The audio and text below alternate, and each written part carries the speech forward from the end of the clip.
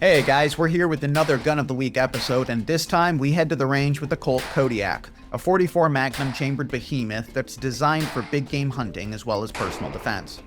The Kodiak, introduced in 2024, is based on the company's iconic Anaconda design, which was brought back to the market in 2021. In fact, the Kodiak, like the Anaconda, is also somewhat of a reintroduction too. Back in the early 1990s, Colt produced a small number of Kodiak revolvers, which were based on the first generation Anacondas. Those revolvers were outfitted with 6-inch barrels though, and for this new generation of Kodiak revolvers, Colt chose to add a carry-ready 4.25-inch variant, which is what we have on the range today. There are a few key features that distinguish the new Kodiak models from the second generation Anacondas.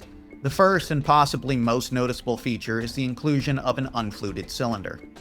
Some will say this helps in the field, as there are fewer gaps between the top strap and the frame for debris to get caught up in.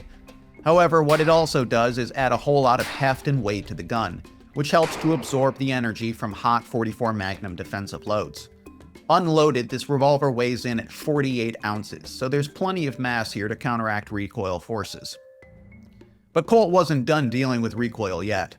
Just behind the muzzle, there are a series of 6 ports, 3 on either side of the classically styled barrel rib.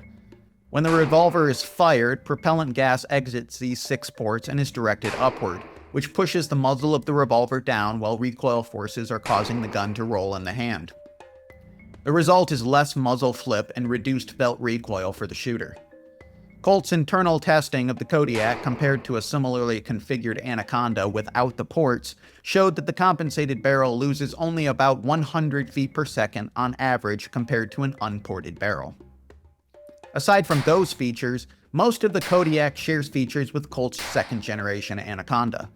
The 4.25-inch barrel includes a full underlug that protects the knurled ejector rod and also adds a bit of weight on the front of the gun to counteract recoil.